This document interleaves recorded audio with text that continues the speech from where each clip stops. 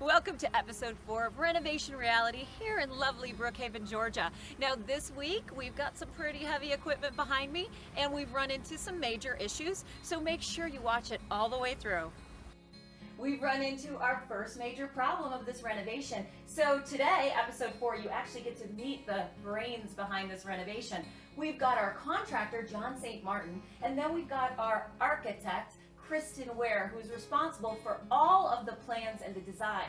We're on the back side of the home, which is going to be completely open to allow for unobstructed views of that backyard and pool. However, we have discovered a huge cast iron pipe coming from the original master all the way down on that exterior wall. So we got to figure out with county and local code what we can do to make sure that that load is displaced correctly when we move that pipe.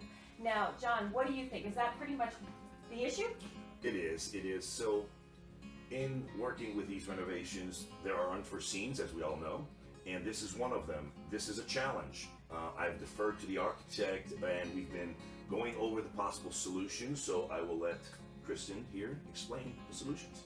Yeah, so unfortunately, once we opened up the wall, we found this problem. We certainly don't want a big cast iron pipe right in the middle of our open views to the backyard. So John and I have been talking about two solutions to this problem. The first, we're going to have a big new beam going across the entire opening. The first solution would be to cut a hole through that beam if it's allowed by code and the local building officials to do that. And then the pipe would go through the beam to the other side where we can conceal it in a chase and no one would know it was there. If that isn't allowed by code, then our second option is to lower this beam just enough so that we can get the pipe over the top of the beam and again into that concealed area.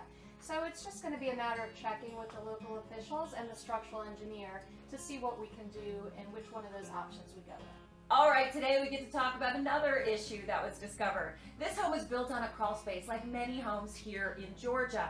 And beneath it, you get to see the guts of the house, which is kind of cool. And in real estate, when we inspect to purchase homes with buyers, we actually have inspectors go into crawl spaces to check out the structure and see how enforced they are or if there are any issues in that crawl space.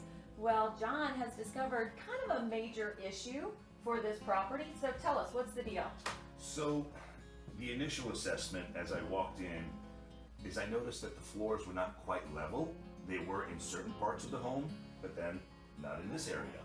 So my first inclination was to inspect the piers and the footings.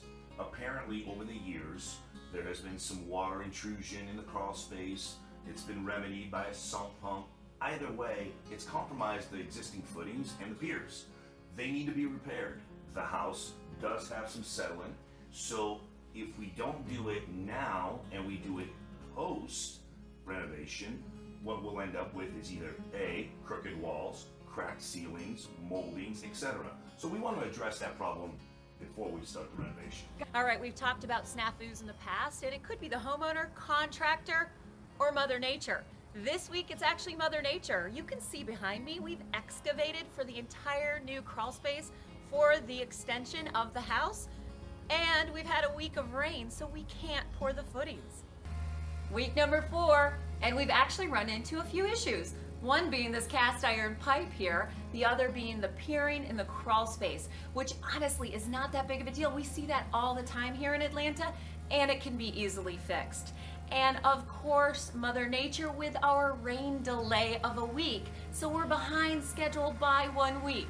Thank you so much for watching episode 4. And please give us some comments, shoot me an email. We'd love to hear from you.